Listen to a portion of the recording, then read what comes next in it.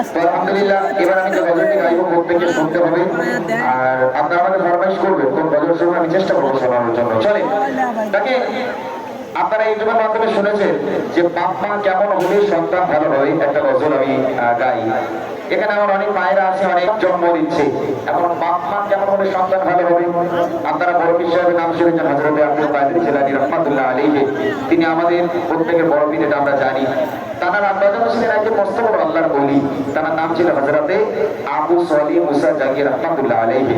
তিনি কেমন পিতা হিসেবে ছিলেন বা কেমন তিনি আল্লাহর ওলি ছিলেন, যার কারণে তার সন্তান হয়েছে আব্দুল কাদের জিলানী। তাহলে শুনতে হবে, আল্লাহর ওলি হযরত আবু সালিহ মুসা জাকির রাহমাতুল্লাহ আলাইহি নদী পথে হেঁটে হেঁটে তিনি যাচ্ছে, যেতে যেতে দেখছেন নদীর উপর থেকে একটা আপেল ভেসে যাচ্ছে। আল্লাহর ওলি 2-3 দিনের ক্ষুধার্ত ছিল। আল্লাহর ওলিকে কতটা বিপদের সম্মুখীন হতে হচ্ছে, কতটা পরীক্ষার সম্মুখীন হতে হচ্ছে। সামনে মাধ্যমে করছি মনোযোগ দিয়ে শুনবে। এই আসলে যাবে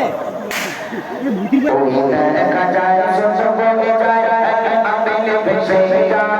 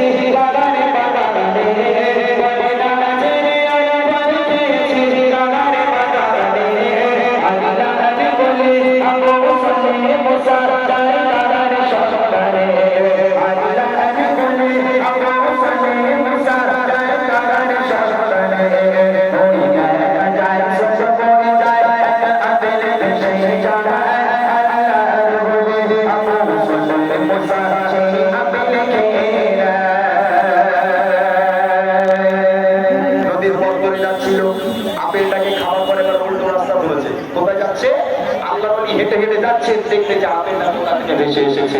3-4 মাইল পর্যন্ত চলে গেল, গিয়ে দেখছেন নদীর উপরে একটা আপেলের ডাল ঝুলছে। আল্লাহর ওলি বুঝে গেল এই ডালের আপেল নিকাতে থাকলো, আপেলটাকে বলতে ভেসে গেছে। এদিকে তাকিয়ে গেছে বিশাল আপেল বাগান। আল্লাহর ওলি ঢুকে গেল আপেল বাগানের মধ্যে। তারপরে কি হয়? সারা সারা চলতে থাকে নদীর পথে ধরে, একটি গাছে ডাল ঝুলে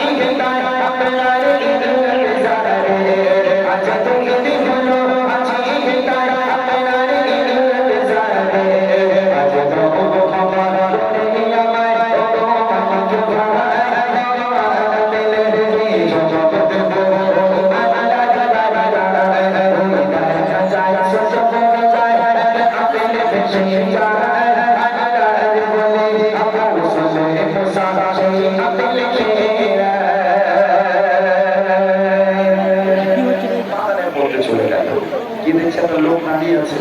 আল্লাহর ওলিকে সালাম দিল, আসসালামু আলাইকুম ওয়া রাহমাতুল্লাহ। বাগানের মালিক উত্তর দিল, ওয়া আলাইকুম আসসালাম। তুমি কে বাবা? বলে আমি এক যুবক, এই নদীর রাস্তা ধরে যাচ্ছিলাম, হঠাৎ করে দেখলাম নদীর উপরে একটা আপেল ভেসে যাচ্ছে।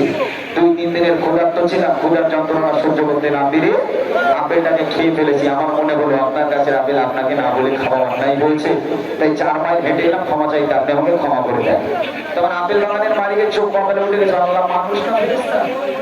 একটা কুড়িয়ে বাবা আপেল খাওয়ার জন্য একটা ছেলে যদি হেঁটে এসে ক্ষমা চায়, চারটিকুনি কথা নয়, এই কোনো সাধারণ ছেলে নয়, নিশ্চয়ই আল্লাহর কোনো মাহবুব হবে। এই একটু পরীক্ষা করতে হবে। কি পরীক্ষা? এখন আপেল বাগানের মালিক ভাবছে কি পরীক্ষা করা যায়, যখন বেরেন্টে এসে গেল কি পরীক্ষা করবে, কি শর্ত আল্লাহ বলকে দিচ্ছে দেখেন। ওই বাগানের মালিক ভাবে তখন নয় শাসন করেছে এক আলাদা বলে তাই তো তোমার চাইতে এলো ফিরে। ওই বাগানের মালিক ভাবে তখন নয় শাসন করেছে এক আলাদা বলে তাই তো তোমার চাইতে এলো ফিরে। ওই করতে পারি ক্ষমা তোমার যদি দাও কথা বলে আপেল বাগানে থাকতে হবে আমার গোটা। আপেল বাগানের মালিক বলছে তোমার ক্ষমা করে দেবো, তবে একটা শর্ত। কি শর্ত? আমার বাগানে গোলামি করতে হবে। আল্লাহ নবী বলছেন বাপরে আপেল খেয়েছি এই জন্য গোলামি করতে হবে না? হ্যাঁ, তুমি আমার কাছে আপেল খেয়ে তোমাকে না বলে চেয়েছো, যদি ক্ষমা পেতে হয় তাহলে আমার কাছে তোমাকে গোলামি করতে হবে। আল্লাহ নবী বলছেন কতদিন গোলামি করবো? বলে 3 বছর। হায় রে, আল্লাহ বলি বছর হয়নি, কান্না শুরু করে দিল। আল্লাহ এখন আমি কি করবো, তুমি আমাকে বলে দাও। একটা ফিরিয়ে পাবো আপেল খাওয়ার জন্য 3 বছর গোলামি করতে হবে। কিন্তু আল্লাহ নবীর ব্রেনটা ঢুকে গেল, একটা হলো হুকুকুল লয় আর একটা হুকুকুল ইবাদ, একটা আল্লাহর হক আর একটা বান্দার হক। দুনিয়ার বুকে যদি বান্দা তোমাকে ক্ষমা না করে, আল্লাহ তোমাকে ক্ষমা করবে না। আল্লাহর ভয়ে ভীত হয়ে আল্লাহর বলি রাজি হয়ে গেল। তারপর দেখেন কি হয়, ওই বাগানের মালিক ভাবে তখন নয় শাসন করেছে এক আলাদা বলে তাই তো তোমার চাইতে এলো ফিরে। ওই করতে পারি ক্ষমা তোমার যদি দাও কথা বলে আপেল বাগানে থাকতে হবে আমার গোটা। তারা ভুলের সাজা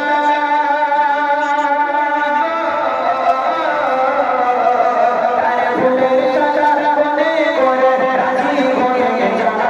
তারা ভুলের সাজা মনে করে রাজি হয়ে যায়। আপেল বাগানে গোলাম হয়ে জীবন কাটায়। আপেল বাগানে গোলাম হয়ে জীবন কাটায়। কাটায় সহ্য করে যায় আপেল ভেসে যায়। আল্লাহ বলে আবু সুফিয়ান মুসা সেই আপেল খেয়ে নেয়। 1 বছর হয়ে গেল, 2 বছর হয়ে গেল, 3 বছর হয়ে গেল, গোলামি শেষ। আল্লাহর ওলি আবার গেল মালিকের কাছে, মালিক 3 বছর গোলামি করেছি, এবার ক্ষমা করে মানি যাবো। তখন মালিক বলছে এই খোকা, আপনি কি করে তোমার ক্ষমা করবো? তুমি আমার কাছে আপেল খেয়েছো, আমাকে না বলে খেয়েছো, অত সহজে ক্ষমা হবে না। আল্লাহর ওলি বলছে কেন মালিক ভাই, আপনি বললেন 3 বছর গোলামি করলে ক্ষমা করে দেবে, বিনা সাথে কোন কথা না বলে 3 বছর গোলামি করেছি, এবার আমাকে ক্ষমা করুন, বাড়ি যাবো। কারণ আপনি মাথায় মালিক বলছে খোকা, ক্ষমা যদি পেতে হয় তাহলে আমার আরো একটা শর্ত তোমাকে মানতে হবে। এর মনে তো দয়া নেই, একটা কুড়িয়ে কোনো আপেল খাওয়ার জন্য যদি 3 বছর গোলামি করতে পারি, এই মালিকার আর একটা শর্ত মানতে অসুবিধা হচ্ছে। বলে আপনার কি শর্ত আছে? বলে মালিক কি শর্ত আমার ইচ্ছা রাখেন? 3 বছর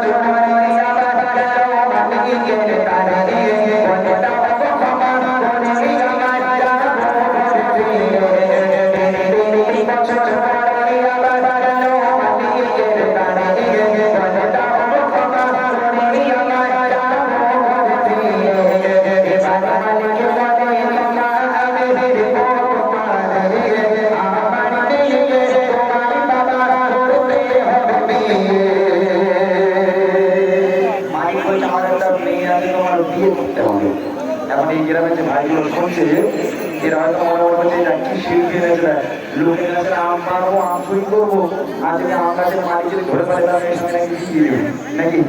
অত সোজা নয়। আল্লাহ নবী যখন ক্ষমা চাইতে গেল, 3 বছর গোলামি করতে হলো। 3 বছর গোলামি করার পর আবার যখন ক্ষমা চাইতে গেল, মালিক বলছে আমার একটা মেয়ে আছে, তোমার বিয়ে করতে হবে, যদি বিয়ে করো তাহলে ক্ষমা করবো না, করবো না। আল্লাহ মনে মনে বলছে মালিক তো অত সহজে আমাকে ক্ষমা করবে না, তো যাক বিয়ে তো একদিন একদিন আমাকে করতে হবে। এই লোকের এই মালিকের মেয়েরই বিয়ে করি, যদি উনি আমাকে ক্ষমা করে তাহলে বউ পাবো, ক্ষমা পাবো, যদি হবে কোনো সমস্যা নেই।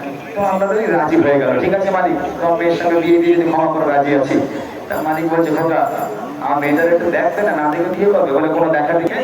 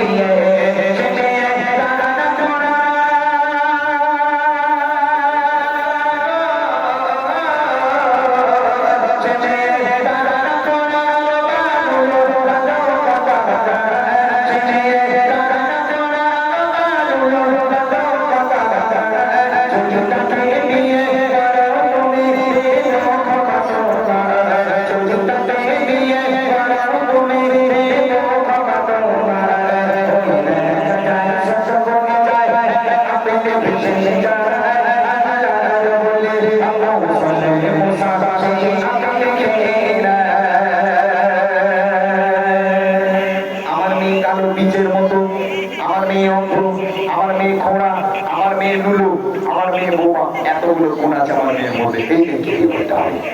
আপনারা জ্ঞানী গুণী মানুষ, আপনারা বলেন যে মেয়ে কালো বীজের মতো, যে মেয়ে অন্ধ ঘোড়া বোমা লুলু, এই মেয়েটা সংসারের কোন কাজে আসবে? কারণ আল্লাহর ওলি যখন বললো যে আমার এই মেয়েটাকে বিয়ে করতে হবে, তখন আল্লাহর ওলির হাতে আর কোনো রাস্তা নেই।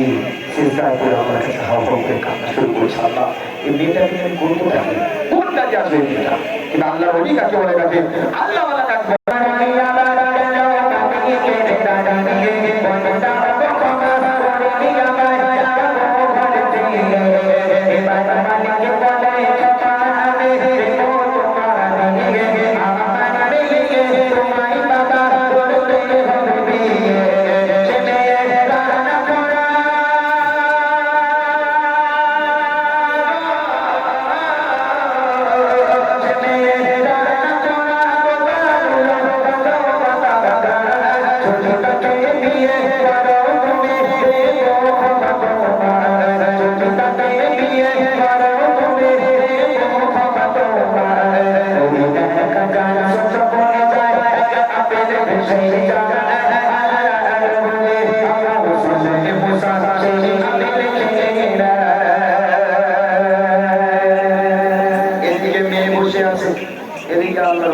দুজনের বিয়ে হচ্ছে। মেয়ে ঘোমটা দিয়ে বসে আছে, আল্লাহর ওলি মাথাটাকে হাত করে বসে আছে। আল্লাহর ওলি মেয়েটার দিকে একবার মধ্যে আল্লাহর ওলি আছেন বাইরে, আল্লাহর ওলি ঘরের মধ্যে যাবেন, স্ত্রীর কাছে যাবেন, দরজা খুলে গেল। আল্লাহর ওলি মাথাটাকে হাত করে কান্নাটা ঘরের মধ্যে রেখে স্ত্রীকে উদ্দেশ্য করে সালাম দেয়, আসসালামু আলাইকুম ইয়া আহলাল বাইত।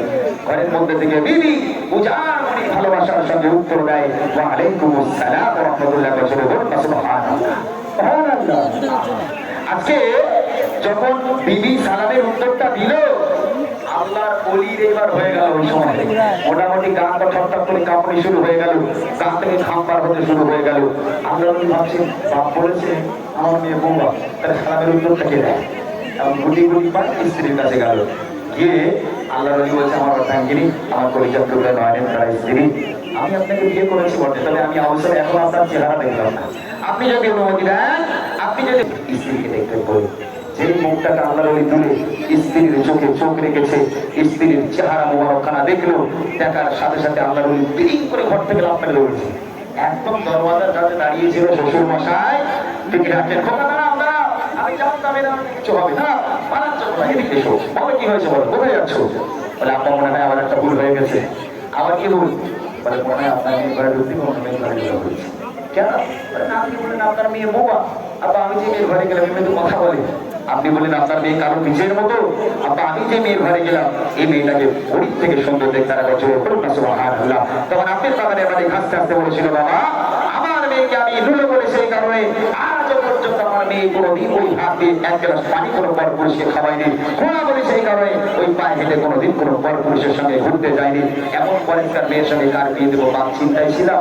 এমন অবস্থায় তোমার মতো এক সব ছেলে ওরই সঙ্গে দেখা হয়ে গেল, একটা আপেলের দ্বারা পরীক্ষা করে আমার মেয়ের সঙ্গে তোমার বিয়ে দিয়ে দিলাম, ওটাই তোমার স্ত্রী, ওটাই তোমার স্ত্রী। তাহলে বাপ মা কেমন হলে সন্তান ভালো হয়? এই রাস্তা দিয়ে যদি একটা ছেলে যায়, এই আমগুলো দেখছিলাম আমার লোক লাগছিল, একটা আম যদি রাস্তায় পড়ে, যদি এরা কোনো যুবক ছেলে আমটাকে তোলে, ওই জানলা দিয়ে একটা চাচা রাখবে, ও আমার ঘরে না আমার রাস্তা আম নেবি, কারণ আপনার ওই মতন আমটাকে তুলে চাচা রাখতে যাবে, চাচা তুমি খাও, আর ওই নাম ছেলে আছে মানে ধোকড়া কোনো বেশ বেশি বলবেন বাপ মা কেমন হলে সন্তান ভালো হয়, শেষ কথা কবি লিখছে দেখেন।